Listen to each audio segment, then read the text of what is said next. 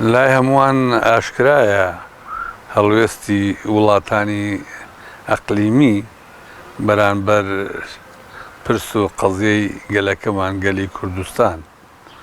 کە ئەوان بەردەوام کاریان کردووە بۆ ئەوەی گەلی کوردستان لە هەر پارچەیەک لە پارچەکانی کوردستان نەبێتە خاوەن کیان و نەبێتە خاوەن بەڕناوە و ئیدارە و دەسەڵاتێکی خۆی. بۆیە ئەمان بەردەوام لە پیلان نابوونە بۆ ئەوەی کاریگەریان لەسەر ئەوە هەبێت کە کێشە و گرفت دروست بکەن بۆ بەرەو پێشوونی گەلەکەمان بۆ ئەوەی بۆ ڕێگریەکەن لە تێکۆشانی گەلەکەمان. لە بەرامبەر ئەمە ئێمە دەبینین لەم ڕۆژانەیە کە فشار و هەڵوێستی زیاتر تونتر هەیە بەرامبەر گەلەکەمان و لەلایەن وڵاتانی ئەقلیمیەوە و پشتگیری هەندێک دەوڵەتی زلهێز لە هەر قۆناغێک لە قۆناغەکانە. لە بەرامبەر ئەمەدا دەبینرێ ئێمە لە هەموو کاتێک زیاتر پەرتەوازەین، خاوەن بەرنامەیەکی هاوبەش نین، خاوەن کاری هاوبەش نین، بە پێچەوانەوە پەیوەندیەکانیشمان خراپترە، ئاڵۆزترە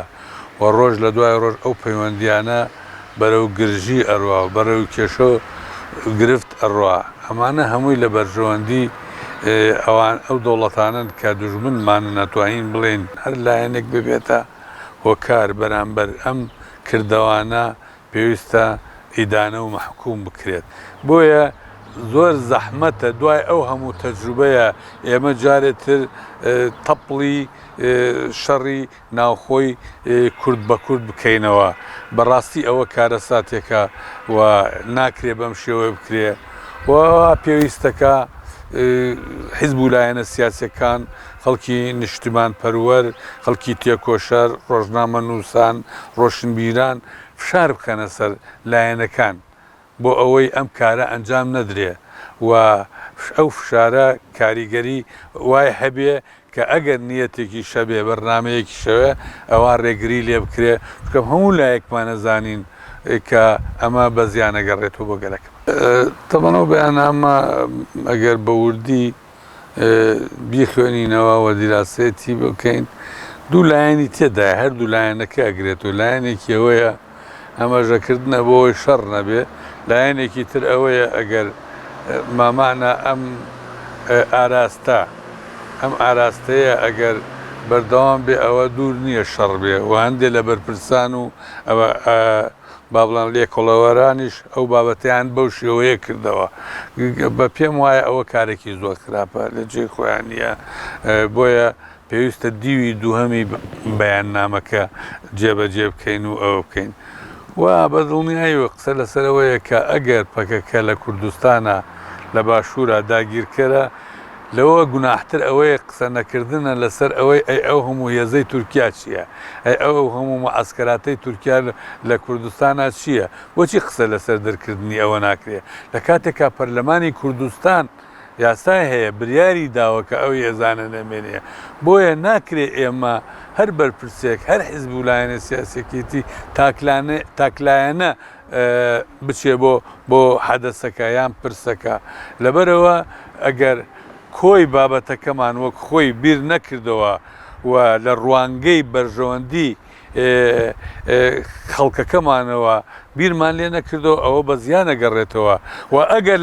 لە ڕوانگەی حیزبایەتی تەسکیشەوە بیر بکەینەوە بە دڵنیاییەوە دیسان ئەوە تووشی زیانە بین و پەرتەوازە ئەبین و گەلی کوردستان بە جددی ینی شەڕی براکوژی، شەڕی ناوخۆیی، شەڕی کورد بە کوردی پێ ناخۆشە و ئیدانەی کردووە و لەگەڵیان نیە کەواتە ئێمە ماڵی کوردستانی دیسانە بێتە بەشەوە کە لە ئەنجامە تەنانەت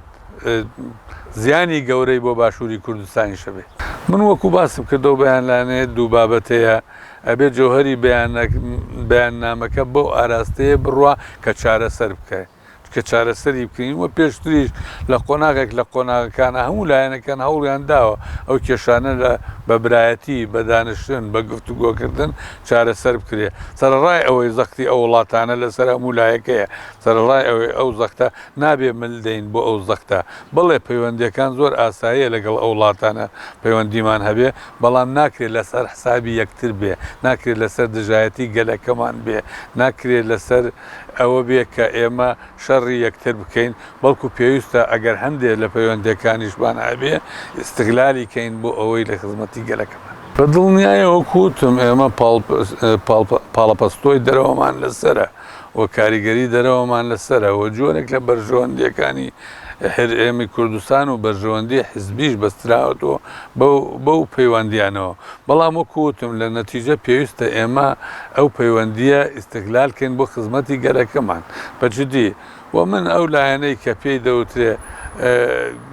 ئەمانە داگیرکەرن بە تەجروبەی ڕابردوو خۆشمان کە ئەوە نایسەڵمێنێ ئەوە بەو شێوەیە چونکە بینیمان هەر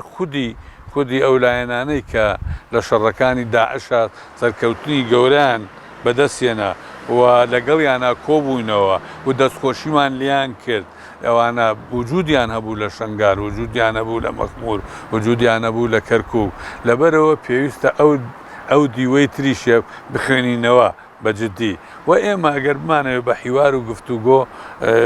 ئەو گرفتانە چارەسەر بکەین بە دڵنیایەوە دەتوانین چارەسەری بکەین بەرژەوەندی گەلی کوردمان چونکە هەر لایەنێک هۆکار بێ بۆ دروستبوونی کێشە و گرفت ئەوە بە دڵنیاییەوە مودانە بێ ئیدانەکرێ لەلایەن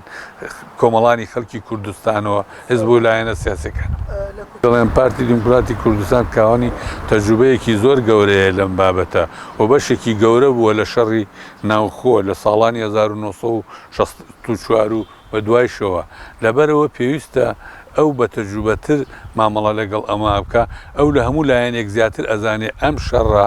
و شەڕی براکوژی لە قانزازی گەلەکەمان نییە و ئێستا حیزبی یەکەمی کوردستانە لە ڕووی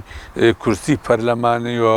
لە ڕووی دەسەڵاتی حکومیشەوە بۆیە چەند